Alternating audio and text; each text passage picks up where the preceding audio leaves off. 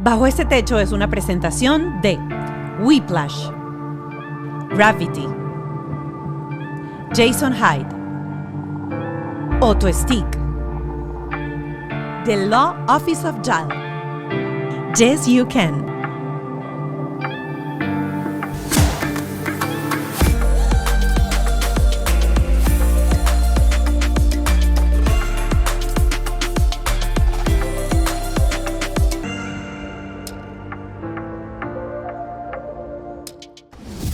Bienvenidos a Bajo este Techo. Hoy un programa donde corrieron también las lágrimas, porque es que cuando hablamos de la maternidad, cuando hablamos de crianza, siempre hay un sabor dulce amargo, y sobre todo en el programa de hoy, en donde me acompañó mi queridísima Eliangélica González, periodista, está actualmente en Despierta América, es parte del equipo de corresponsales y de periodistas de Despierta América, una periodista venezolana muy reconocida, madre de 3 hijos, uno de 22, uno de 14 y una de 8. Y hoy hablamos sobre todo del síndrome del nido vacío, cuando tu hijo grande pues ya decide soltar las alas, volar lejos, abandonar la casa, y a nosotros los padres nos toca sencillamente dar gracias por el tiempo disfrutado, desear haberlo hecho lo mejor posible y solamente ahora mirar desde lejos cómo nuestros hijos vuelan. Así que quédense, porque el programa de hoy está muy nutritivo. De paso, me encanta conversar con padres que se han tomado muy en serio su labor de padres y se han enfocado en aprender y mejorar y cambiar, y ya van a ver por qué lo digo. El primer hijo lo tuvo a los 21 años y los otros lo tuvo 7, 8 años después, un matrimonio diferente, una madurez diferente, y se nota el cambio. Como siempre, tengo que darle gracias a mis aliados, la gente de Whiplash, mi agencia digital, la gente de Gravity, mi estudio, mi productor Ken Medina y mi productor ejecutivo Alejandro Trémola. Recuerden seguirnos en nuestras redes sociales, @bajo este podcast. Si estás viendo esto en YouTube y no te has suscrito, oye, ¿qué estás esperando? Dale clic a suscribirse, es totalmente gratuito, y dale de una vez a la campanita para que todos los martes te aparezca el episodio nuevo de la semana. Y si quieres más aún y estás deseando más información, pues te invito a formar parte de nuestra comunidad en Patreon. Son $5 a la semana y además tienes un episodio siempre súper especial con un especialista, valga la redundancia, en donde vamos a tocar los temas álgidos que surjan en esta conversación. Sin más, listos, recibimos a nuestra queridísima Eliangélica González. Eliangélica ya está aquí sentada conmigo, y no precisamente para dar la noticia desde la calle. Desde la casa. Desde la casa, desde la casa. La casa. 3 muchachos.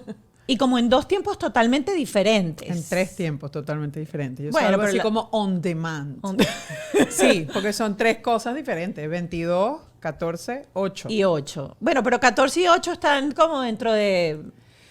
O sea, estabas ya más madura, por decirlo así, cuando decidiste estos 2 hijos a cuando llegó el primero. Sin duda. ¿Cuántos años tenía? Porque me dijiste, creo que oí la fecha en la que te casaste, pero no oí la fecha en la que te pariste. Y si mandaste la fecha por año, olvídate que yo voy a sacar la cuenta para saber cuántos años tenías ahí, porque los números no son los míos. 21 tenía cuando tuve mi primer hijo, que ya tiene 22 años. Eras una niñita. Era una bebé. Era una bebé criando un bebé. Por tanto, siento que fui menos mamá de mi hijo mayor que de mis hijas siguientes. Un poco. ¿Cómo se puede ser menos mamá? Porque uno aprende para uno es cómodo cuando uno es joven. Si tienes una tía, en mi caso, mi tía Belkis, que amaba a mi hijo y era como su nieto, ¿verdad? Y lo adoraba, y ella me ayudaba a criarlo, pero uno descansaba mucho en esa crianza, ¿me entiendes? No era como que te la agarrabas para ti, porque yo era muy chiquita, porque no tenía experiencia, y yo me dejaba guiar por ella, pues mi mamá vivía ya aquí en Estados Unidos en ese momento. Entonces, fue difícil, porque después retomar esa rienda, ¿verdad? Cuando lo quise traer de nuevo a mi casa, era difícil porque la autoridad que él veía no era la mía, era la de mi tía. Ok, cuéntanos bien cómo fue eso, porque yo sé que de repente mucha gente que tiene hijos pequeños, cuando es joven, por ejemplo, y vive todavía bajo el techo de los papás, al final ellos siempre comentan, no, es que quien crió a mi hija fue mi mamá. Exacto.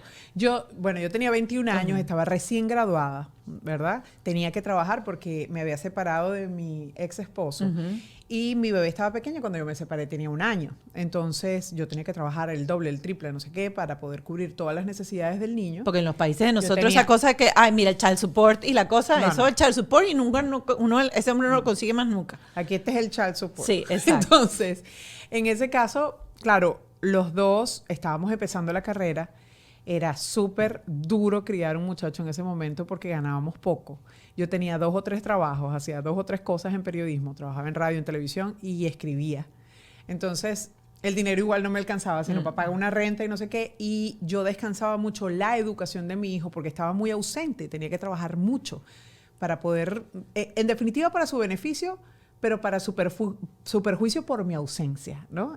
Me dolió mucho esa etapa de mi vida, pero no la entendí hasta después de que pasó el tiempo. ¿Y tenías sentimiento de culpa en ese momento o en el ese trabajo? Momento, no. Recuerdo mi hijo como a los 6 años me dijo, mami, es que tú te vas mucho. Cuando él me dice, tú te vas mucho, era como que él estaba reclamando esa ausencia de su mamá, que estaba trabajando, sí, y yo creía, bueno, todo lo hago por él, sí, pero es que a él no le importa. O sea, él no entiende eso. Él no entiende eso. Él lo que quiere es a mamá ahí jugando pelota, abrazándolo, riéndome con él y no sé qué. Entonces, eso me pegó mucho en algún momento, yo creo que desde ese momento en adelante, como que me replanteé cómo hago esto para poder seguir cubriendo las cosas que tengo que cubrir, pero estando con él, con calidad de tiempo, ¿verdad? No puedo estar 24 horas, pero por lo menos que el tiempo que estuviera con él no estuviera cansada, no estuviera agobiada, no estuviera estresada porque tenía que dar resultados en mi trabajo, o sea, muchas cosas, y que él sintiera que tenía a su mamá y no una tía, ¿entiendes? Que era mi tía Belkis, que en este caso lo adora todavía, pero él era como su figura, como que cuando él buscaba a alguien, él veía a la tía, como que cuando él necesitaba a alguien, él veía a la tía, no veía a mamá. ¿Y te pasó en algún momento en donde sentiste eso, que un conflicto o algo, y él enfrente a ti se refugiaba en la tía Belkis y no en ti, y el que mil veces, cuchillo? Mil veces, porque era como cuando tú pones al niño a escoger y le haces con las manos y él se va para el otro lado. 1000 veces, claro, porque él estaba pequeño. Y mi tía era, imagínate, un almíbar para él. O sea, era la abuela criando al muchacho con todo el amor del mundo, y además mis 2 primas, que eran sus 2 hijas, eran como 3 mamás. Claro. Eran como 3 mamás para el niño. Y yo me recosté tanto en esa ayuda que al final fui perdiendo a ese niño, que en algún momento dejó de verme como una autoridad. Me veía más bien como la que jugaba con él eventualmente, o me decía mamá. Él sabía que yo era su mamá. Él sabía todo eso, pero sabía también que me iba y no le importaba. Me decía adiós. En cambio, la tía se iba a ir, ¿para dónde vas? ¿Por qué no me llevas? No sé qué. ¿Entiendes? Claro. Era esa cosa que tú decías, ya va, pero ¿por qué no me reclama a mí, a mi tía sí? ¿Entiendes? Yo no sentía para nada celo, pero en algún momento me dio temor, más bien, de perder al niño, ¿no? De que él no me viera a mí como su mamá, como su autoridad, como su mamá. Entonces, cuando tuve esta nueva relación, que es mi esposo actual, él me dijo, mira, vamos a replantearnos esto. O sea, tenemos que recuperar el chamo. O sea, ¿cuántos años tenía él en ese entonces? El niño tenía 6 años, 5 años, casi para 6 años. Ahora que nos vamos a casar, me dice, vamos a estar juntos y no sé qué, vamos a replantearnos esto y vamos a recuperarlo de alguna forma, ¿no? El tiempo perdido y todo lo demás, a que él entienda que aquí está su familia, que su mamá y su papá estamos aquí. Y no sé por qué él desde el principio asumió ese rol de papá, que es lo que más le agradezco a Santos, porque honestamente en eso me ayudó muchísimo. Y bueno, el niño fue entendiendo poco a poco que él tenía a su mamá y a su papá allí, y que también tenía a su otro papá, que es un tremendo papá. Siempre fue figura presente. Pues, siempre, él siempre estuvo, siempre, y él adora a su hijo y ha estado presente toda la vida. ¿Y hubo conflicto en ese momento, por ejemplo? Porque lo hemos tratado aquí en otros programas en donde puede haber conflicto cuando entra una nueva figura, la nueva pareja de mamá o de papá a casa, y empieza entonces ese como dolor del otro, a que se pica el otro diciendo, bueno... No, para nada. Yo creo que fue como una crianza compartida más bien. Nos apoyábamos entre los 3, porque eventualmente todos teníamos trabajos complicados y alguno tenía que hacerse cargo en algún momento, y ya tratar de no contar tanto con la tía, no porque no quisiéramos ni porque no la quisiéramos a ella, sino porque ella ya había hecho un trabajo importante en los primeros años de la vida de José Alejandro. Entonces, de alguna forma, nos compartimos ese rol y hasta ahora, yo creo, ya el niño tiene 22 años, ya el niño, digo yo, tiene 22 años y para mí sigue siendo, bueno, ese bebé de hace mucho tiempo, pero que ya me ve con ojos distintos, a su papá también. Y cuando tú le dices, por ejemplo, José Alejandro, pregúntale a tu papá tal cosa, él siempre dice, ¿a cuál?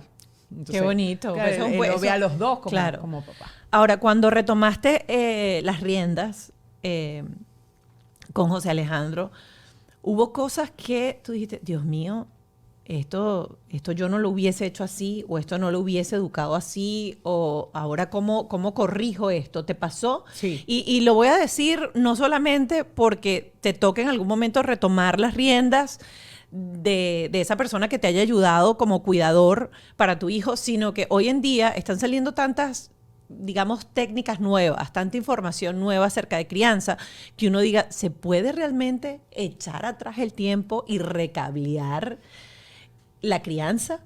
Yo siento que hubo cosas que fueron muy retadoras. Por ejemplo, el hecho de que yo pudiera tener la palabra correcta cuando había un error. Yo recuerdo una vez, por ejemplo, en una competencia de nado, mi hijo estaba en natación, no era de los más competitivos, pero una mamá no le dice eso a un niño, ¿no? Entonces, recuerdo que le daban medallas a todos, aún a los que no competían. Entonces, cuando él llega a la casa, lo que a mí se me ocurre preguntar, cuando él se monta en el carro, lo que a mí se me ocurre preguntar es, ¿por qué te dieron la medalla si tú no nadaste? Claro. O sea, y después entonces como que para atrás, ¿no? Y digo, ay, Angélica, por favor, este es tu hijo, o sea, no me puedes decir eso. Entonces yo, digo, porque había tantas medallas para todos, o sea, no sabía cómo. Y mi hijo es bien sensible, entonces él me dice, bueno, mami, porque lo importante es ser parte de un equipo, ¿no? Y yo... Tú eres muy competitiva. Sí. Demasiado. Sí. Tú eres muy competitiva. Eso es malo para ellos. Para los hijos, eso es complicado. Es complicado. Sobre todo cuando tus hijos han trabajado en espacios contigo. Es decir, yo tuve una oportunidad reciente que mi hijo trabajaba conmigo. Y él me decía, mamá, es que tú me pones la vara muy alta. Tú me pones la vara muy alta. Y yo digo, es verdad. O sea, cada quien tiene su proceso. Claro. Yo puedo ser así, una loca, workaholic, que no para nunca y me encanta y yo soy apasionada y a las 3 de la mañana agarro el teléfono y digo, esta noticia, no sé quién me meto. Pero ellos no son así y no tienen por qué ser así. ¿Cuándo entendiste eso? ¿Cuándo soltaste un poquito? Y eras así con José Alejandro. Ya vamos a entrar en la segunda gerencia, como digo yo. Sí. Pero para terminar un poco de cerrar... Esta primera etapa de maternidad en donde arrancaste muy temprano, a los 21 años, ¿cuándo te diste cuenta que estabas poniéndole a él de repente la vara demasiado alta y dijiste voy a soltar? Porque creo que una de las cosas más bonitas que hemos aprendido o que yo he aprendido en estos bajo este techo es precisamente entender a observar a nuestros hijos y aprender a entender que aunque vienen de nosotros y tienen la mitad del ADN de nosotros, son seres independientes y son seres diferentes y tienen necesidades diferentes. Eso es lo más importante. El darme cuenta, para mí fue muy revelador, darme cuenta de que mis 3 hijos, aún viniendo de mí, teniendo la misma educación, son absolutamente diferentes. Sienten diferente, reaccionan diferente, tienen un manejo de las situaciones diferente. Una se estresa, grita, no sé qué, la otra se ríe, dice, ay, no puedo con esto. Y el otro simplemente pausado, ve, evalúa, traga, respira y después ejecuta. Entonces yo decía, yo no les puedo exigir a ellos que sean como yo. Ellos son parte de mí, pero no son mi persona. Yo no reacciono igual, pero no les puedo exigir que lo hagan igual. Porque los estaba presionando. O sea, eso era siguió como, hasta que si llegó tú la no segunda. eres, sí, hasta hace grandes, poquito. claro Okay. que sí. Eso, yo te puedo decir que eso es de unos 5 años para acá. Okay. Y todavía cometo esos errores. Que José está viviendo en Orlando ahora mismo. Y cuando él me llama y está pasando una crisis, tú sabes que las mamás cuando nos asustamos nos ponemos bravas. A mí me pasa eso. Okay. Mi reacción es de, ¿pero por qué? Porque es la frustración, ¿no? Entonces yo le digo, hijo, pero si estás mal, si no te está yendo bien, ¿pero por qué no te dedicas más? ¿Pero por qué no le dedicas más tiempo? ¿Por qué no? Y entonces él me dice frases como, porque los hijos te enseñan, o sea, definitivamente. Él me dice cosas como, mamá, no te llamo para eso. Te llamo para que me digas, todo va a estar bien, José. Al principio es difícil y después se acomoda. Tranquila. Y tú, es verdad. Entonces tú otra vez para atrás. Tú vives en un rebobineo eterno, porque es que, yo aprendo a ser mamá con los hijos, pues. Claro. O sea, de otro modo no puedo. Y entonces voy rebobinando y empiezo a escuchar. Ya he escuchado más expertos, leo más sobre el tema, me documento un poquito más y trato de no aplicar lo mismo. Oye, no soy infalible, soy mamá. Pues. Claro, todos somos así. No soy infalible, me voy a equivocar 1000 veces, pero soy muy capaz de pedir disculpas. Me digo, hijo, me equivoqué, es verdad. Tú tienes razón. Esto no se Sí puede lo hacer haces. así, 100%. Y sientes que eso... Además me desmorono porque no, mis emociones son intensas. Yo soy intensa para todo. Para ser mamá también soy intensa. Entonces, cuando yo pido perdón, bueno, me quiebro, pues. Es así como que... Si lo puedo decir por aquí, pues la cagué, sí. O sea, hay perdón. No, es que sí se puede decir todo eso aquí. Te dije que estábamos en el pantry de mi casa. Hay mucha gente que critica eso de que el padre pida disculpas al hijo, que lo ve incorrecto pedir disculpas. Las nuevas tendencias psicológicas hacen todo lo contrario y dicen que mientras más el padre se muestra vulnerable, hay mayor mayor enseñanza de lo que es la inteligencia emocional y hay como varias etapas, porque cuando el niño es niño todavía y antes de entrar a la adolescencia hay un mecanismo de la mente de convertir al padre en el superhéroe y el ídolo. Todo lo que hace el padre nunca es juzgado, siempre es perfecto, está ahí. Cuando empieza la adolescencia, que empieza, gracias a Dios, ese proceso del ser, de juzgar y de empezar a aplicar criterio. Aplicar criterio, pues empieza esa cosa de que no, ya mi papá y mi mamá no saben tanto y llega un momento en donde ellos dicen yo sé más y luego volvemos otra vez a entrar como en sintonía. Pero tú sientes que ha sido favorable siempre esa disposición tuya de pedir perdón. Antes no pedías, de repente llegó un momento en que tú dijiste, no, yo tengo que bajar la cabeza también y si yo le grito y si yo me equivoco, pues él tiene que saber que también uno... Yo siempre lo he hecho con mis 3 hijos. Si yo tengo una reacción exagerada, yo me siento con ellos después. Siempre espero que como calmarme y luego me siento con ellos y les explico. Y les explico esto que es muy genuino. Cuando a mí me da miedo algo, pasan 2 cosas. A mí el miedo nunca me ha paralizado, gracias a Dios, pero tengo 2 tipos de reacciones. O me hago de ese miedo y me convierto en superhéroe. O me enojo, porque es la frustración hablando, ¿no? Y eventualmente, lo que uno más tiene como papás, yo creo, es miedo. Cuando tú tienes hijos, lo que te pasa a ti, te incrementa los miedos. O sea, tú tienes miedo de morirte, tú tienes miedo de faltarles, tú tienes miedo de no darles lo que ellos necesitan, tú tienes miedo de no estar en un momento de apremio, de que ellos no puedan decidir correctamente según lo que tú les enseñas, de que tú no estás 24 horas con el niño, que el niño esté en una situación de peligro y sepa reaccionar, de que salga bien en un examen no quiere decir que tengas A, ¿verdad? Pero necesariamente tiene que decir que tú tienes que ser responsable de tus cosas y que si tú estudiaste y hiciste el 100% de lo que tenías que hacer y sacaste una C, pues esa C es lo que vale, ¿entiendes? Porque la letra no te define, tú te esforzaste todo lo que pudiste. Yo no soy la que dice, a mí me trae A todo el tiempo. Nunca lo he hecho. ¿Por qué? Porque yo en los exámenes me chorreaba.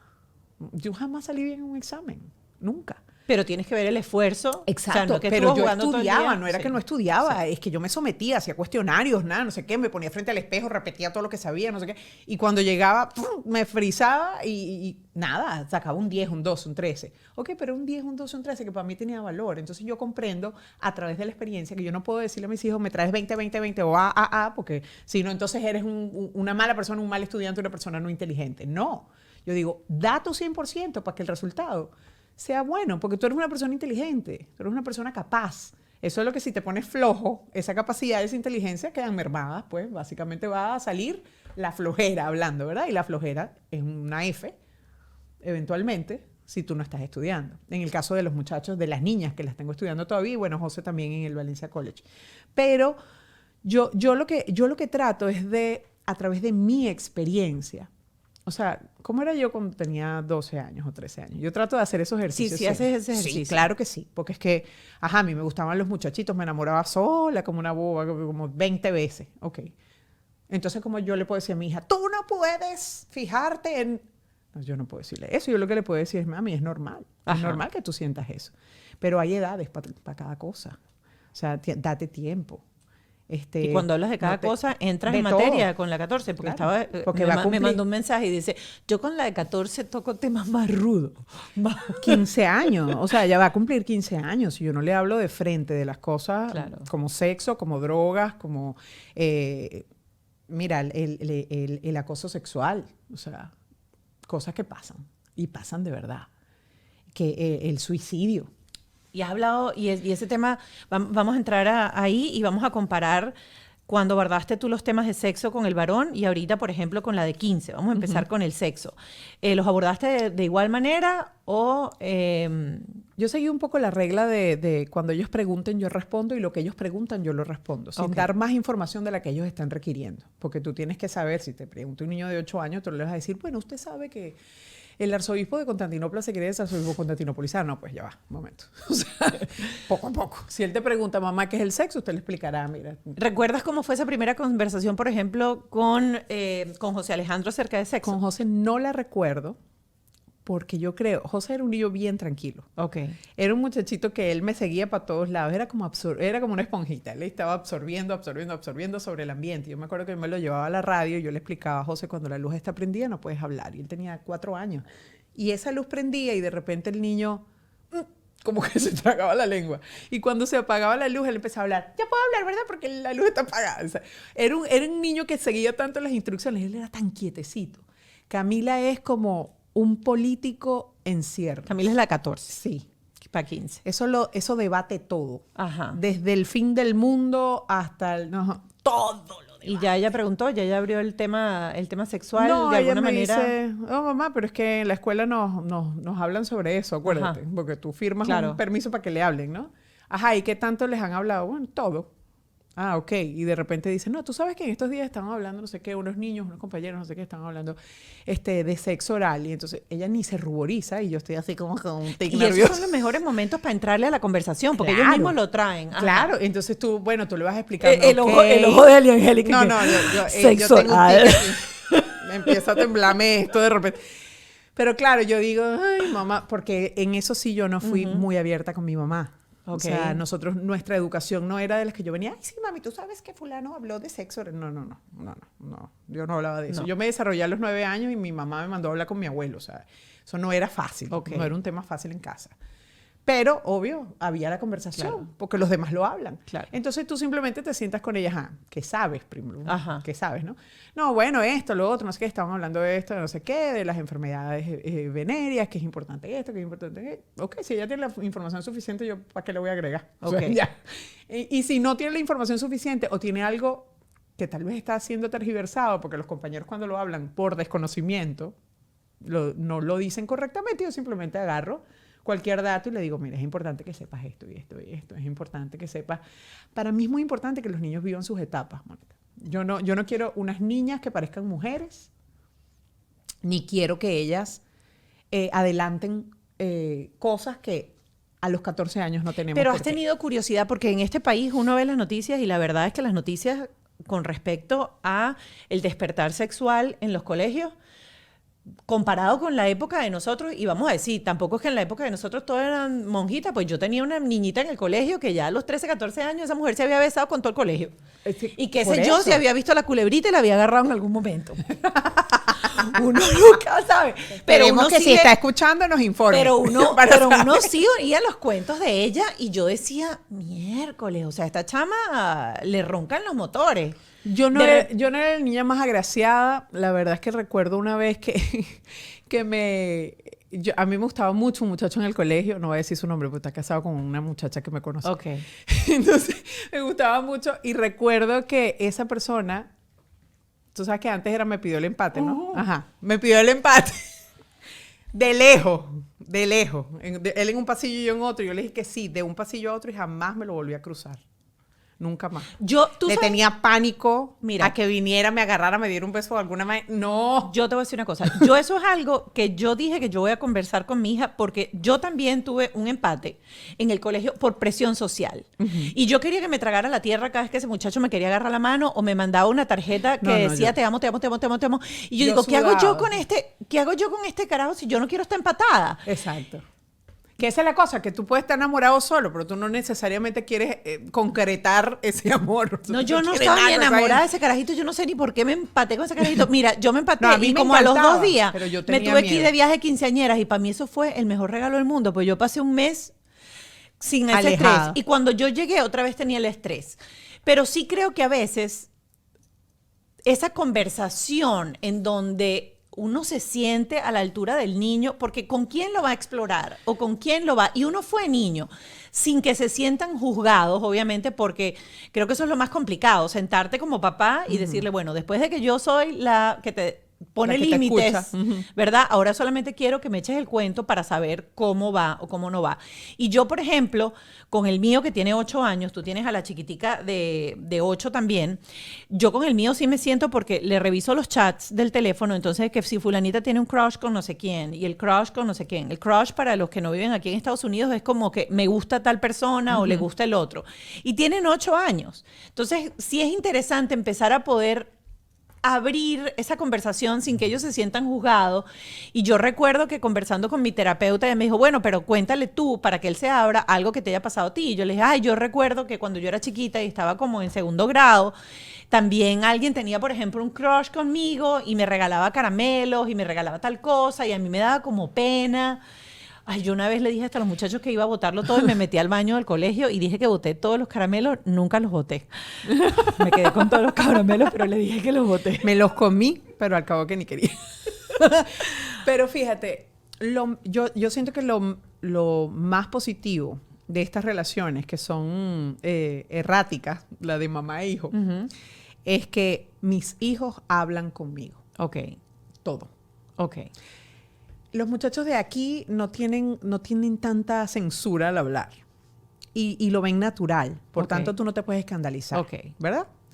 Básicamente porque si te están contando, está bien que te estén contando. Claro. Aunque lo que te están contando a veces te escandaliza, ¿verdad? Pero esa comunicación abierta es lo que hace que yo pueda meterme cada vez que yo quiera. Mi hija de 8 años no tiene teléfono celular, Ok. no tiene teléfono. Y ella me pregunta todo el tiempo y yo le digo, mi amor, cuando tengas 12, Ok. mínimo, cuando yo pueda manejar esa situación. Ok. ¿Ok? Porque antes no la puedo manejar. Son muy chiquitos. Ok. Reciben demasiada información a través de esos teléfonos inteligentes. Entonces yo no quiero lidiar con eso en este momento porque mi hija es chiquita, es inocente, Ok. es chiquita. Entonces a mí me encanta que ella sea tan inocente. No la inocencia de que te van a echar una broma, sino el abstraerte de tanta cosa que hay hoy en día, Mónica, que tú sabes. Sí, es O sea, hay fuerte. demasiado. Es hay fuerte. demasiado. Y el trabajo para aquellos que damos dispositivos y poder mantener un control parental sobre el dispositivo es un trabajo muy fuerte, que muy requiere de mucho estudio, mucha investigación, convertirse en un hacker tecnológico para saber cómo poder filtrar toda la información que tienen, revisar esos dispositivos 1 o 2 veces por semana, es complejo. Yo no te voy a decir que mis hijos a mí no me esconden cosas. Digo, hay cosas que los hijos no hablan con los padres. O de repente, en estos días me enteré que la del medio había abierto una cuenta de Instagram. Entonces yo le digo, dame la cuenta. Y ella me dice, no, ma, no te la quiero dar, pero no es por nada mal, yo te la puedo mostrar. Mira, yo te la doy, no sé qué, para que tú la revises. Si quieres, revisa todo lo que quieras. Pero no te la voy a dar, porque la primera vez que tú me tagues a mí en alguna vaina, me dice, me vas a hacer pasar una vergüenza. Ok. Porque sus amigos Claro, no ven eso como claro. bien. O sea, la mamá no está metida en esos cuentos. Ok. Entonces yo le digo, pero ¿y cuál es el rollo? O sea, no importa, ¿no? Yo jamás me avergüenzo, o sea, nunca me voy a avergonzar de que tú seas mi mamá. De hecho, mis amigos dicen que tú eres super hot. Y yo me río y yo digo, ajá, porque yo, de verdad, yo les abro el carro, los cargo por todos lados. ¿Y qué van a comer? ¿Qué quieren comer? ¿Y para dónde quieren ir? Y vamos. Y yo los voy escuchando. Ok. Y ellos todos hablando, tú más o menos sabes por dónde van los tiros, ¿verdad? ¿Con quién se está juntando tu hija? Claro. Que es importante Sí, también. sí, Eso sí. es muy importante.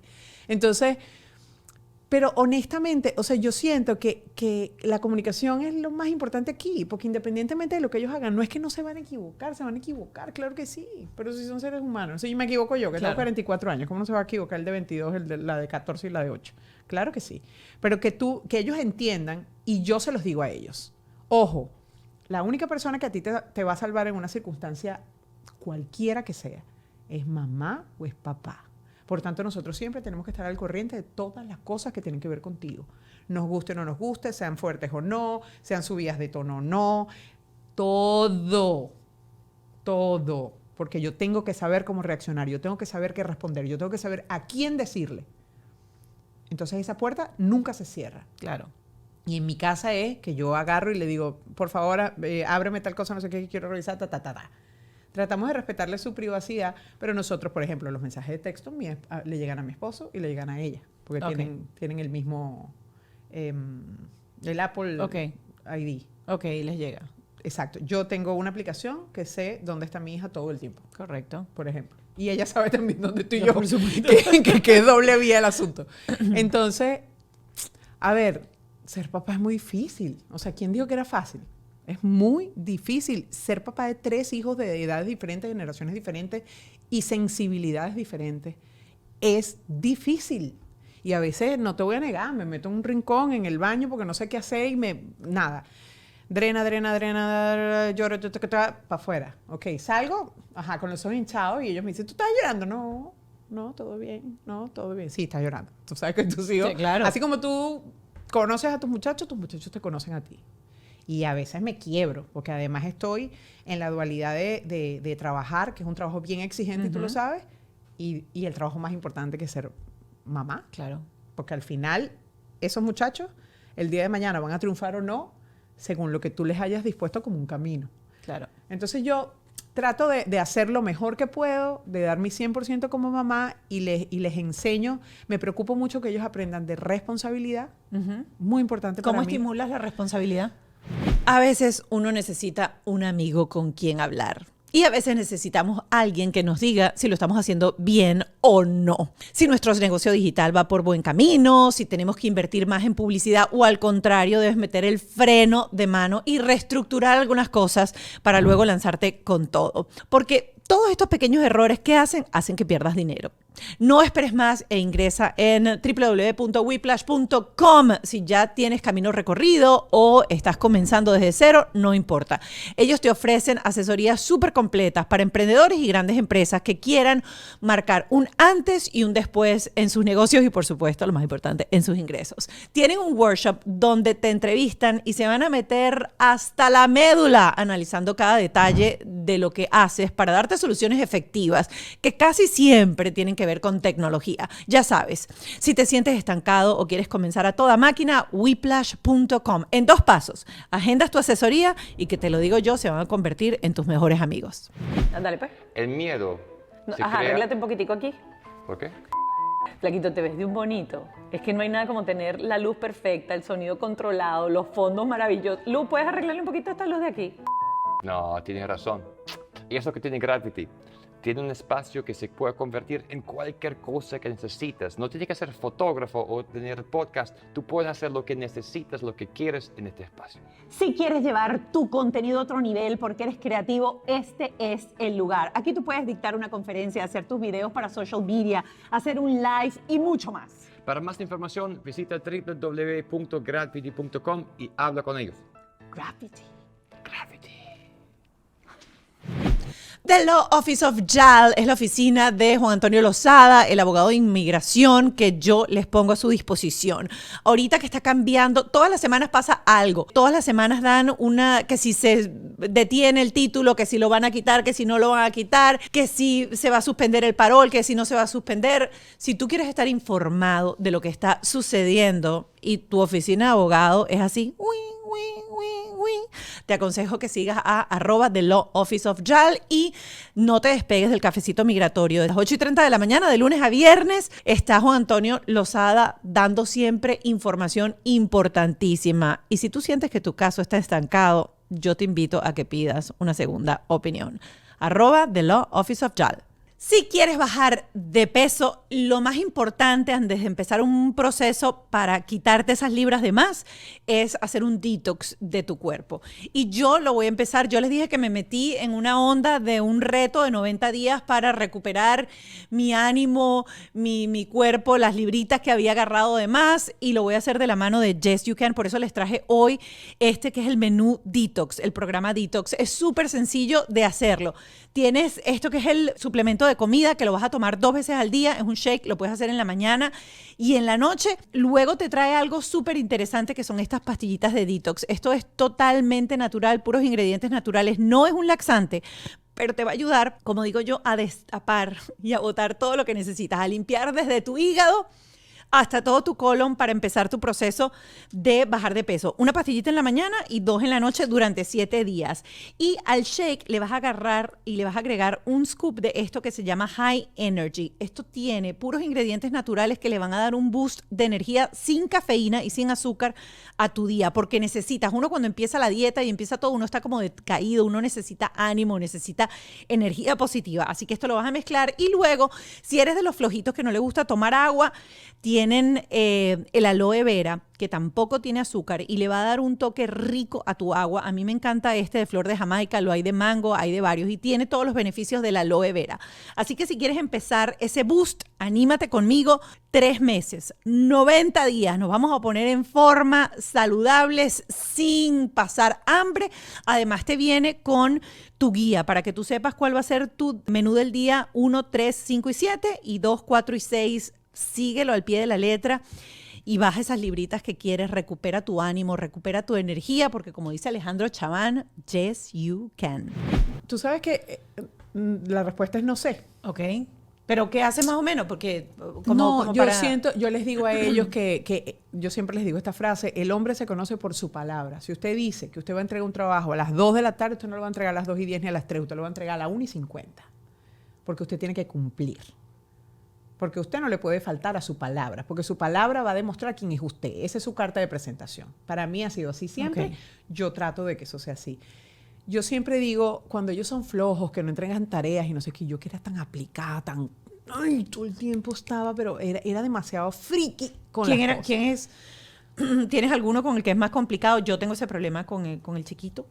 Yo creo que los tres, ¿sí? Mónica, los tres me salieron igualitos. Okay. Y son flojitos. Ajá. Son muy inteligentes, pero son flojos. Como son tan inteligentes, ellos se confían en que ellos van a saber responder en un examen porque ya lo vieron en la clase. Y no lo repasan otra vez. Ajá. Exacto. Entonces yo digo, no, es que eso no funciona así. O sea, está bien. Debe ser que yo no era tan inteligente. Yo sí tenía que echarle pichón y estudiar. ¿Y cómo hace? Porque yo ahorita decidí, voy a compartir lo que yo hago ahorita. Voy a hacer la salvedad porque después otra vez la gente dice, ay no, pero qué mala entrevistadora porque no deja hablar. Esto es una conversación en el pantry de la casa, compartiendo cosas. Yo nunca he compartido esto, lo voy a compartir ahora. Yo últimamente he decidido, porque entonces yo soy la mamá que pasa las 5 horas de la tarde detrás, siéntate y da vuelta y va para este lado, siéntate y da vuelta y va para el otro lado. Total que yo llegué hace como 2 semanas y le dije, ¿sabes qué? Mi responsabilidad es supervisar que estés haciendo lo que tienes que estar haciendo, pero yo no voy a hacer tu tarea. Exactamente. Mi responsabilidad no es hacer la tarea. Si la tarea no está hecha a las 8:30 de la noche, 8:45, se cierran los libros y tú decides si te paras media hora más temprano a terminarla, o yo mando una nota y digo que el tiempo no te alcanzó y no hiciste la tarea porque no gerenciaste bien tu tiempo. Yo estoy tratando como de hacerle entender eso a él. Exacto. Porque si no, es desgastante estar toda la tarde. A ver, yo lo veo clarísimo. ¿Cómo haces? Lo veo clarísimo. Yo era así con José Alejandro. Ajá. ¿Qué pasó después? Que cuando mamá no estaba ahí supervisando, las cosas no se hacían. De adulto. Estoy hablando de un hombre ya. Ok. ¿Qué pasó? Tuvo que aprender a trancazos que mamá o cualquiera ya no se sentaba a supervisar. Y él, de la necesidad, crea la solución. Le costó. Eso. De la necesidad se crea la solución. Y las niñas, tal cual, no me siento con ninguna. ¿Estudiaste? Yo sé que tienen examen. Yo estoy aliada con todas las maestras. Claro. A todos les escribo correo para allá, correo para acá, correo para allá, correo para acá. Que fulana no entregó esto, que aquella no entregó aquello, que tengo un spelling y no está estudiando para los spelling. Ah, bueno. Entonces ahora, la chiquita sabe que los jueves a las 7 de la noche yo le estoy preguntando las 20 palabras que se tiene que aprender. Y yo le di la técnica, yo le dije, usted la lee en voz alta, la lee 3 veces, la dice con los ojos cerrados, le dice letra por letra y después las escribe. O que esto lo tienen que poner en un reel.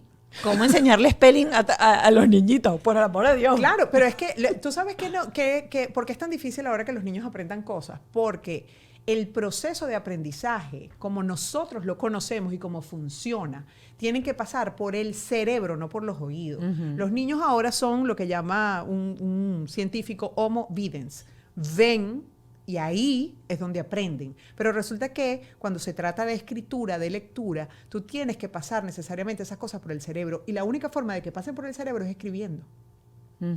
Este movimiento estimula sensores en tu cerebro que hacen que esa palabra se fije. Entonces yo le digo a ella, Sofía, usted agarra, lo va a decir en voz alta 3 veces, va a cerrar los ojos, lo dice 3 veces, luego letra por letra, en voz alta, usted escuchándose, y después se siente y las escribe. Y yo después le voy a preguntar. Porque cuando yo le pregunto, yo quiero que usted me diga que write se escribe W-R-I-T-E. Y quiero que me lo diga en inglés también. W-R-I... No, ajá. Yo quiero que sea fluido. No quiero que trastabille. ¿Por qué? Porque la maestra entiende el trastabilleo como que usted no estudió. Y puede ser que usted esté asustada, pero resulta que usted el miedo lo va a dominar con el conocimiento. ¿Cómo se domina siempre el miedo? Con el conocimiento. Sí, mamá. No, y funciona. Sofi tiene 8 años. Claro, y ella sabe, a las 8 de la noche ella entra, a las 7 de la noche ella entra a mi cuarto y dice, ya estoy lista. Yo lo voy a hacer los miércoles porque el mío del examen es los jueves, entonces el miércoles voy a aplicar eso. Cuéntanos antes de entrar y hablar, porque voy a hacer referencia a ese post que hiciste que hasta te tocó agarrar autopista para ir a visitar a tu hijo y te tienes pánico a las autopistas. Sí. Quiero cerrar con esto porque me parece súper interesante. ¿Qué es lo que estás haciendo ahora con estas que no te sientas? Porque soy yo la primera que tiene que agarrar nota y no sentarme con el chamo a supervisarle la tarea al lado para que la haga. Simplemente la mantengo informada a ella de esta conversación permanente con la maestra. Okay. ¿Verdad? Yo no quiero ir al colegio, se lo digo de una vez. Si yo quiero ir al colegio, el día que a mí me llamen y me digan, Camila es outstanding. O sea, Okay. Ese día quiero ir al colegio. Pero no quiero que me llamen para decirme lo que yo sé. Que no te sentaste, que no hiciste, que no entregaste, que no... No quiero eso. Evítame ese trámite, por favor. Porque yo soy muy, muy, muy buena madre. Yo la amo, la abrazo, le hago cariño, le hablo, la escucho, la llevo para donde ella quiera, le compro la ropa que quiera, no sé qué. Si yo estoy haciendo mi trabajo, usted haga el suyo. Y su único trabajo es estudiar. Porque más nada, no tienes otro trabajo. No lavas ropa, que deberías, dice mi suegra, no lava ropa, no hace esto, no lava los platos, no sé qué. Su único trabajo es estudiar, pues hágalo. Porque si no, no se va a ganar nada en la vida. Ese es su trabajo. Ok, yo hago el mío, usted hace el suyo. Si a mí me llaman a la escuela y me dicen que fulana no entregó esto, que no sé qué, que salió mal en esto, entonces tú no estás haciendo tu trabajo, por tanto vas a tener una sanción. ¿Qué es lo que más le duele a la niña? Que le quite el teléfono. Ok, no lo vas a tener una semana. Ajá, pero no Eso te es sufrimiento llama para mí. y no te llama así como que, ay, mamá, no, siéntate aquí para que me ayudes. ¿Qué les dice? Sí, Hazme no, esto. es que yo desde el principio, Ajá. o sea, yo no le digo hazlo tú sola todo, ok. no, yo le digo, mamá, ¿necesitas ayuda en algo? Obviamente en inglés soy un acompañante, porque es más o menos que la voy a ayudar. Pero en español, si le Ajá. digo, mamá, siéntate conmigo, háblame, dime. La niña habla muy bien español, gracias a Dios. Entonces, le gusta escribir, yo me aprovecho de eso. Mira, empieza con esto y no sé qué, y ella me lo lee, entonces ella me lo lee emocionada. Y cuando ellas están emocionadas es cuando tú más las tienes que estimular. Hay cosas que no le emocionan tanto. ¿Qué tuve que hacer? Bueno, págale una asesoría, geometría. Ok. Porque a mí me pones a sumar 2 más 2 y ahí voy bien, pero de resto para allá, cero. Cero contra pulsero, cero. Entonces, le pago la asesoría por lo que no sé y no sé, pero no me digas que no lo hiciste porque no lo sabías hacer. O sea, pide ayuda. Eso cuando uno se está ahogando, uno dice auxilio. Uno no va a pensar que el señor que está pasando por el puente sobre el lago va a decir, ay, debe haber algo hundiéndose en este momento, voy a ver si puedo ayudar. No, eso no va a suceder. O sea que si usted está raspada en algo, usted me lo dice. Y si usted me lo dice, yo resuelvo. Yo lo resuelvo. Pero necesito saberlo. Que la maestra no me llame para decirme, su hija está en peligro de perder el año porque no sé qué. Porque siempre el mensaje Sí, parece sí. que es copy-paste. No, y es así como que mañana. Exacto. No, Y digo, pero mi hija no está perdiendo el nos año ha- desde que y nos empezó, ha porque usted no me pasado- avisó antes. Y nos ha pasado que hemos tenido que pasar vacaciones enteras haciendo una Oh. materia entera. Y yo le digo, mamá, si el año entero te ha costado la materia, imagínate hacerla en 2 meses, porque tienes que pasarla. Claro. O sea, no, pues tú vas a pasar todo el año estudiando. Esos 2 meses podemos viajar, podemos disfrutar, tú descansar, ¿no? O sea, eso lo fue entendiendo en el camino. Le costó al principio. El high school a ella le costó un poquito, a Cami. Okay. Le costó porque era difícil. De verdad, eran muchos cambios. No era solamente academia, eran muchos cambios. Claro, cambio de país, cambio de idioma, cambio de todo. Todo. Y era, soy grande. Cuando los niños aquí llegan a high school, están apenas en 6º grado. Son niños de, ¿cuánto? De 11 años. 12, ajá. Mi 11, hija creo 12. que tenía 11 años. Y en elementary tú entras, hablas con la maestra, te sientas en el salón, hablas con los padres allí, no sé qué, compartes y más o menos tienen experiencia. Pero en el high school te cierran la puerta en la cara. Usted necesita una cita de aquí en adelante porque su hija es grande. Y tú ves una pichurra que nada que ver, pero empiezan. O sea, ahí Claro. empieza la pela, ¿no? Para ellos. Y para uno. Porque ahí tú un poco la pierdes. No sabes cómo está la cosa. Entonces tienes que hablar más con ellos. Claro. Para que ellos expresen sus cosas y cuando ellos tengan necesidades no digan, mi mamá me va a regañar. O sea, yo le digo, mamá, hay cosas que a mí me molestan. Es verdad, hay cosas que me molestan. Pero no por eso me las dejes de decir. Claro. Dímela. Cuando termina el día, ¿a ti te mandan a firmar la agenda de la tarea con alguna de las tuyas o no tienes que? Yo tengo que firmar agenda y si no firmo la maestra me regaña y me hace un círculo donde tenía que firmar porque se me olvidó firmar. No, yo creo que en pre-K fue eso con Sofía en especial porque Cami llegó en 4º grado. Y haces una Pero si hay revisión una de... comunicación constante en un chat, todo el tiempo nos están diciendo, acuérdense de esto, acuérdense de lo otro, tenemos esta actividad, no sé qué. Entonces uno va como montado en un caballo. Y tal cual. final del día tú revisas, ok, ya terminaste, hiciste todo lo que tenías que yo hacer pregunto. o preguntas. Yo pregunto porque ellos tienen mucha tarea que se hace en la escuela y tarea para la casa que la tienen que hacer a través de aplicaciones. Entonces es, por ejemplo, Sí, hay 45 todo eso. minutos en no sé Sí, qué. sí. Entonces ella me muestra, mira, hice 60, mira, hice Ok. no sé qué. Me faltan 10 minutos o tal cosa. Entonces, por lo menos hoy me toca preguntar, porque hasta el domingo funciona eso, hoy me toca preguntar cómo va el ready. Yo les hago muchos chistes para que ellos se rían, pero en el camino también vayan emparejando. Y el flix, flax, yo así no se llama, pero ellas me dicen todas las Sí. cosas que tienen, me muestran, entonces yo, ok, chévere, bien. Es fin de semana, ¿tú quieres disfrutar el fin de semana? Entonces se sientan de una vez. Lo hacen los viernes, entonces, Sí, la tarea de fin sí, de semana la hacen los viernes. esa de aplicaciones Ok. y cosas. Estudiamos para el viernes el spelling con la chiquita, por lo menos. La grande es un poquito más complicado en el sentido de que le mandan mucha tarea. ¿Estás de Ayer- acuerdo con eso? No tanto, porque la mía pierde un poquito la estabilidad. O sea, ayer estaba llorando porque decía, es demasiado, me estoy abrumada. Pero Sí. básicamente porque deja muchas cosas también para el final. Yo le digo, mamá, si tú empiezas desde el principio de la semana, al final no vas a tener ese tareón. Sí. A mí me cuesta mucho en casa porque yo soy partidaria de las actividades extracurriculares y no las pienso suspender porque al final las capitales, uno tiene el teléfono a la mano y dice, hey Siri, ¿cuál es la capital de Hungría? Ajá, ajá. Listo. No, y más allá Entonces, del ya, conocimiento, Ujú. Mónica, más allá del conocimiento, las actividades extracurriculares es salud mental. Tú no puedes, o sea, no es negociable que tus hijos no sean saludables Claro. mentalmente y que sean muy buenos en la escuela. O sea, no, eso no es negociable. Sí. Bueno, voy con el tema de José Alejandro y que eras mucho más mamá gallina, le hacías la tarea, tú se la hacías escrita y todo. A veces, sí. Mato, así Y la es mi maestra marido. se daba cuenta. Así es mi marido. Yo le digo, pero ¿por qué escribes tú? Él tiene que escribir y si no escribe, que la lleve no escrita. No, y de paso, así no.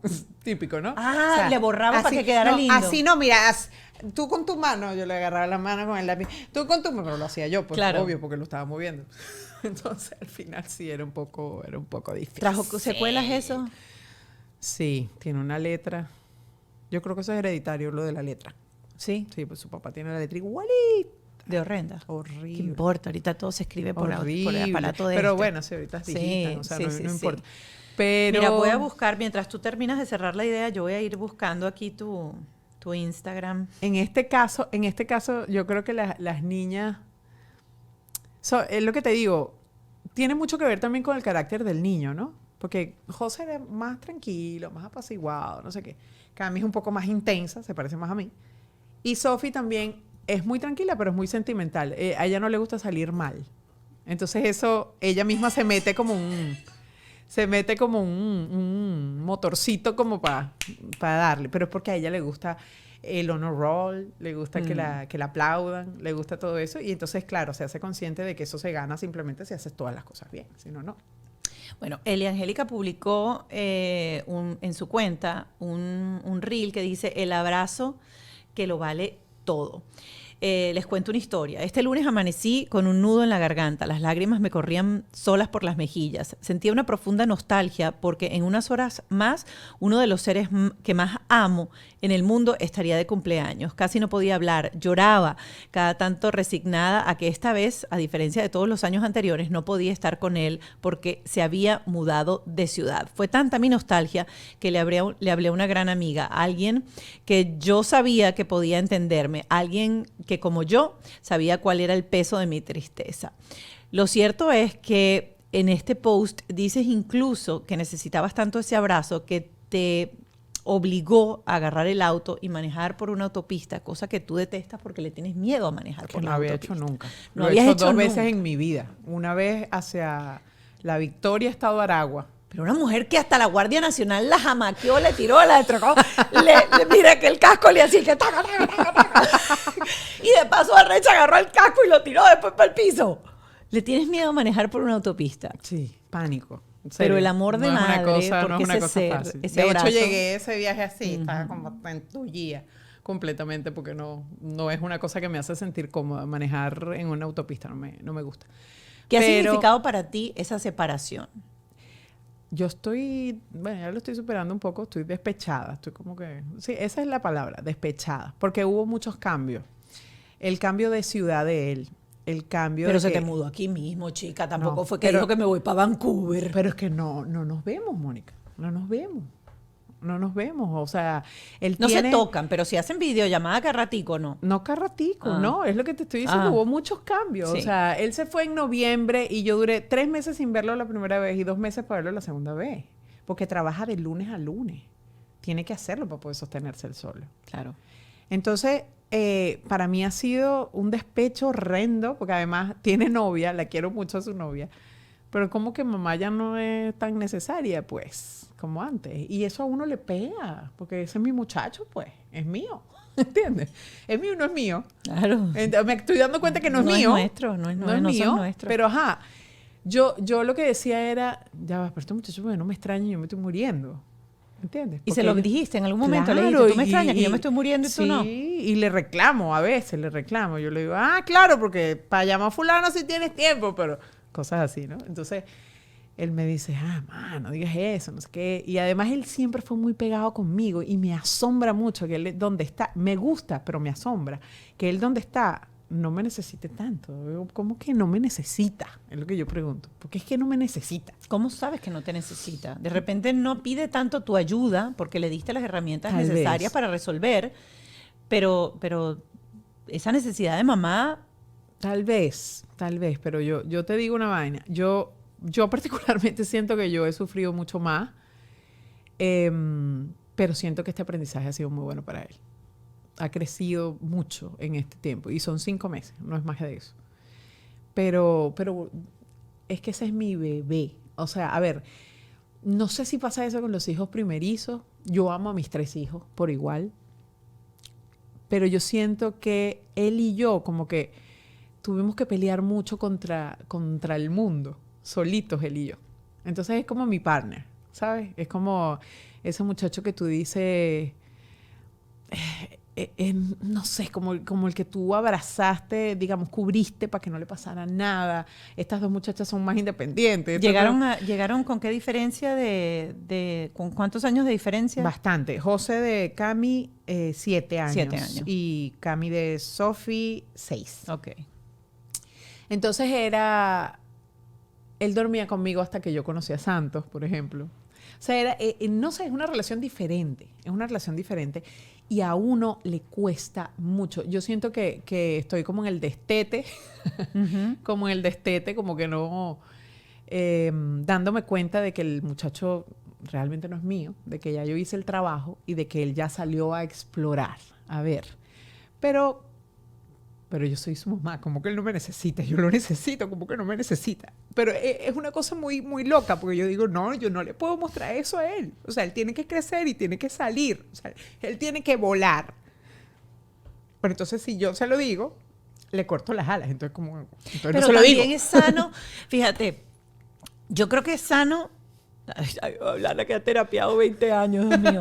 Fíjate, es súper sano para ti expresarle a él lo que sientes, porque le vas a validar a él esa sensación y ese amor que tú sientes por él, pero a la vez, si no lo conviertes en algo donde tú te estás victimizando por lo que sientes, sino sencillamente te quiero expresar el amor profundo que siento por ti y el dolor profundo que me da, pero a la vez el orgullo, la satisfacción de verte volar, es sano y es sano para ti, porque tú estás viviendo un duelo. Sí.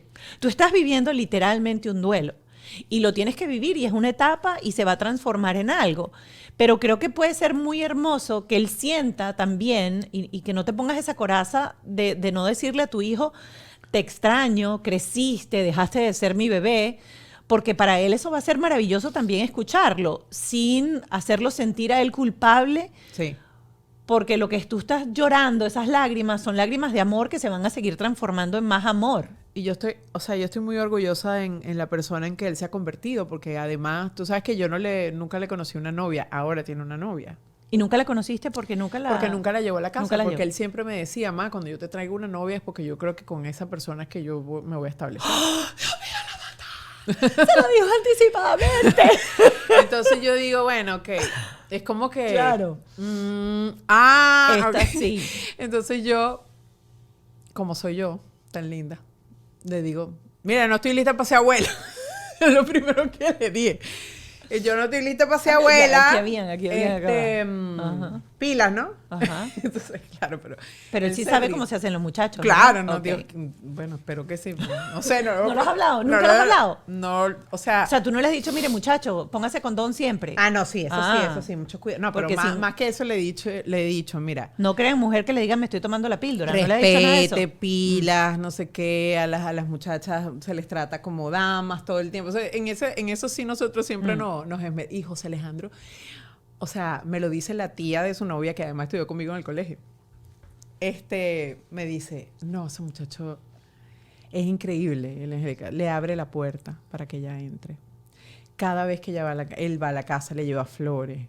O sea, es detallista, es caballero, le habla con cariño siempre, le tiene paciencia. Porque si la muchacha está estresada, porque ella estudia también en la universidad. Entonces yo digo, qué bueno. ¿Y ella se fue también para Orlando? Ella está en Orlando. Ella está en Orlando. Entonces ella vive con su tía y mi hijo vive en otro lugar. Y yo digo, qué bueno. Eso me hace sentir muy orgullosa. Va bien. Y porque es un caballero. Eso es difícil en estos tiempos, ¿viste? Y es un caballero. Y eso me hace sentir muy orgullosa. Pero bueno, yo te digo, después de ese abrazo como que me vine sonriendo todo el camino. O sea, son como mis necesidades frente a sus necesidades. Claro. ¿No? Entonces yo satisfice las mías, que era darle un abrazo. Yo quería darle un abrazo. Y ya. Y me vine para acá, tranquila. Y manejando todo el camino, mira, ni me di cuenta que estaba en una autopista, que los camiones eran gigantes, que yo siempre he dicho eso, que le tengo pánico a eso. Me vine cantando todo el camino, llorando en muchas partes del camino, pero consciente de que vamos bien. Tú sabes, cuando tú ves la cosa de lejos, los toros desde la barrera y dices, vamos bien. ¿Has pensado? O sea, ¿te sientes sola? O sea, ¿es soledad lo que te detona la tristeza o qué es lo que te detona la tristeza? Es que yo siento que uno es criado como para crecer con... O sea, ¿cómo te criaron a ti? Tú cuando eras muchacha, ¿qué pensabas? Cuando me case me voy, ¿sí o no? ¿O te criaron independiente de váyase cuando quiera? No me criaron independiente. Lo que pasa es que también yo vengo de dos casas muy diferentes. O sea, mi mamá con mi abuela, que se quedó con 7 muchachos muy joven, pero era una familia muy unida, muy cercana, hasta que llegó el chavismo. Pero era reunirnos todos los fines de semana en casa de mi abuela, a que 7, los primos, todos. O sea, había como mucho núcleo familiar y era cómo es posible que tú no vas a estar el domingo para ir a acompañar a la abuela, para ir a la broma así. Así es y mi esposo. Mi papá es hijo único de madre soltera, ¿ok? Que emigró a Venezuela a los 16 años y no se reunió con su mamá sino, no sé, 15 años después que logró reunirse con mi abuela. La veíamos una vez al año. Entonces era una relación como muy diferente de se puede ser también independiente. Sí. Y amar y vivir y querer a esa otra persona, a esa mamá, pero la tienes de lejos. Y ahora me caso con un patrón, en este tercer matrimonio, con un patrón muy parecido. Yo vengo con un familión que venga, se traiga el sleeping bag, duerma en la sala. Ajá. Y mi marido es un alemán que emigró a los 20 años y su familia vive allá y la veo una vez al año. Y entonces tengo como esas dos cosas, como que sí se puede vivir despegado, pues. Bueno, yo tengo los dos ejemplos en casa. Mi esposo es un hombre súper familiar, que todos los domingos se reunían, que era la sopa del domingo, que todo el mundo compartía. Ellos son de La Victoria, de Estado de Aragua, y íbamos todos los fines de semana a La Victoria a reunirnos todos, ¿verdad? En mi caso, mi mamá emigró a Estados Unidos cuando yo tenía 17 años. Yo estaba entrando a la universidad. Y yo me desacostumbré a vivir con mi mamá y mi núcleo, que era mi hermana y mi mamá y yo, me desacostumbré. Porque la figura de papá no estaba. No, porque mi mamá es divorciada desde que yo estaba en la barriga, creo. Son preguntas que no hago. Sí. No hago mucho. Pero mi mamá me llamaba todo el tiempo a mí, yo estando en Venezuela, ¿verdad? Trabajando, porque yo no la podía llamar, básicamente claro. porque era muy caro. Claro. Ella tenía un plan que tú podías llamar cada Sí. 5 minutos. Yo me desacostumbré a llamar. Yo no llamo a nadie. Claro. A nadie. Yo recibía la llamada de mi madre, pero yo no llamaba a nadie. Ahora vivimos las tres en Estados Unidos y yo sigo sin llamar a nadie. Okay. Entonces todo el mundo me reclama y yo trato de excusarme con ellas, pero las entiendo, porque es la misma necesidad que ellas tienen y que siempre fuimos muy, muy unidas las tres. Pero oye, cuando hay tantas horas de distancia y, claro. y un país Sí. y una madurez y un crecimiento, yo no me autoflagelo. Yo digo simplemente, yo trato de darles a ellas lo que ellas esperan de mí. Yo las llamo, a veces me pongo una alarma para llamarlas. O sea, honestamente. Claro, no, y está y bien. se los digo, Y está les bien. digo, es que no estoy acostumbrada. Y, Está bien. y se los digo, pero claro, ellas necesitan de mí. Es como lo mismo que estábamos hablando de José Alejandro. Él no me llama regularmente. Pero yo le mando un mensajito. Claro. Y él siempre me responde. Que eso es importante. Exacto. O sea, tú tienes que pedir por tus necesidades. Exactamente. Punto. Si tú tienes una necesidad, pues el que quiere besar, busca la boca, como dice el Correcto. dicho, ¿verdad? Entonces yo hago eso. Igual con mi familia. Tal vez yo no llame mucho, no tengo la costumbre, pero ellas para mí son importantes, por tanto yo pongo una alarma y las llamo, pues. Claro. ¿Entiendes? También hay que recalcar que, por ejemplo, en este país existe esta cosa de que cuando la gente se gradúa se va a estudiar y siempre buscan... Sí. Y- Bueno, y mi es hija una ya cosa me está cultural. hablando, Camila me está hablando de irse a estudiar para Los Ángeles a ¿Hacia los dónde 17 me voy? años. Y en los países de nosotros no. Uno iba o sea, No, yo cuando me case, solo que a uno Sí. lo criaban para casarse, ¿te Exacto, acuerdas? O sí. sea, yo me casé a los 21 años. Yo también. Y es que si me casaba a los 22, el autobús me dejaba, según mi abuela o mis abuelos o mi familia, culturalmente Sí, hablando. O sea, sí. uno se casaba joven. sí, Por eso me casé joven, tuve mi muchacho joven, todo. Entonces, ya el tren no me dejó, pues. sí, sí. ¿Hay algo que tú recuerdas de tu mamá que te haya dicho, cuando tengas tus hijos vas a entender que después de que tuviste tus hijos dices, tenía razón mi mamá? Todo. Yo a veces estoy hablando y digo, milagro, salga de ese cuerpo. ¿Tú también? Mi mamá, yo soy igualita. Porque mi mamá siempre me decía, solo en el parto te vas a dar cuenta de lo difícil que es tener un hijo. ¿Tú pariste? Sí, a José sí. ¿A las demás? A las no, niñas no, cesárea. porque eran unas flojas y venían sentadas, entonces no pude.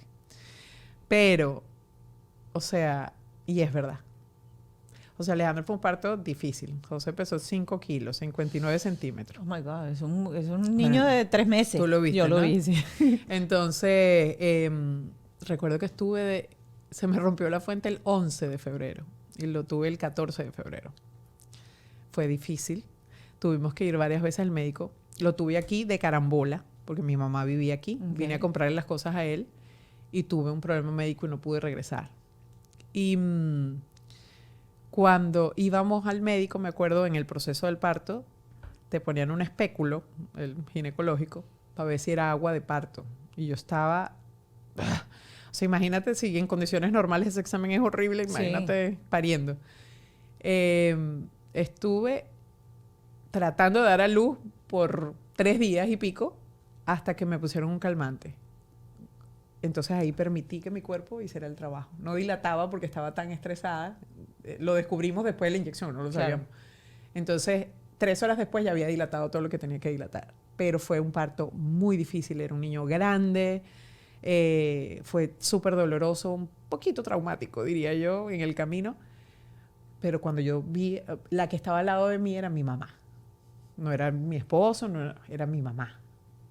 Y solamente la paciencia de una madre entiende en ese momento todo. Era que ella me tocaba y yo le decía, mamá, acaríciame. Yo me acuerdo mucho porque hazme los ejercicios psicoprofilácticos que tú sabes que dan alrededor de la barriga. Entonces cuando me tocaba la barriga yo le gritaba, no me toque la barriga, que siento que como que está quemada. O sea, la tenía loca, la pobre. O sea, de verdad, solo una madre es capaz de entender lo que uno está viviendo en ese momento. Por eso yo digo, mira, pongan a los maridos cuando salgan los muchachos, pero en el proceso paran con su mamá, porque esa es la única que te va a tener toda la paciencia del mundo. Mi madre me tuvo toda la paciencia del mundo y una vez que yo tuve ese muchacho en los brazos, que era un hombre gigante, yo dije, o sea, la miré a ella y le dije, perdóname, de verdad, perdóname todo lo que te he hecho en la vida. O sea, de verdad, era un sentimiento genuino. O sea, yo decía, Dios mío, ¿cómo sufre una madre? ¿Cómo sufre? Desde tenerlo, o sea, ni siquiera, o desde concebirlo siquiera, porque uno el miedo le empieza en el momento que le dicen estás embarazada. Sí, es correcto. Wow, qué conversación tan rica. Gracias, Eliangélica, por abrirnos placer. Esta gavetica de tu vida, mucho más vulnerable, Sí. una gavetita que es, como dijiste, muy, muy acertadamente el trabajo más importante de nuestras vidas después de que decidimos tener hijos, porque puede haber una periodista sustituta. Sí, totalmente. Pero una buena madre es la que te toca y es la que te toca para el resto de tu vida. Esa siempre va a ser. Así que ese trabajo, esas huellas que dejamos para bien o para mal, son parte de esa imprenta que genera a nuestros hijos, lo que van a hacer en el futuro. Y mi oración diaria es saberlo hacer. En algunas ocasiones en mi vida con mis hijos, en situaciones apremiantes, lo único que he hecho en ese momento es cerrar los ojos, decirle a Dios, dame las palabras correctas en este momento. No me permitas en este momento equivocarme. Es importante que sea acertada o asertiva. Sí, pero bueno, también hay que abrir la posibilidad de que nos vamos a equivocar y que nos vamos a equivocar mucho. Lo que pasa es que el plan de Dios es perfecto. Es lo que te digo. Aunque lo veas como un error, después entiendes que es un rompecabezas y la pieza encaja perfecto. Encaja perfectamente. Hasta aquí llegó este episodio de Bajo este Techo y nos vamos a ir a nuestro Patreon a conversar con un especialista. Creo que voy a tocar el tema del desapego, de la ida. Creo que ahí hay mucho que podemos trabajar y podemos ayudar a otros a darles herramientas para vivir ese duelo, porque si es un duelo se nos va nuestro hijo, nuestro muchacho y llega el hombre, nuestro bebé. Esto es parte de lo que van a ver en el Patreon. Nos vemos. Bajo este Techo fue una presentación de Whiplash, Gravity, Jason Hyde, Autostick, The Law Office of JAL, Yes You Can,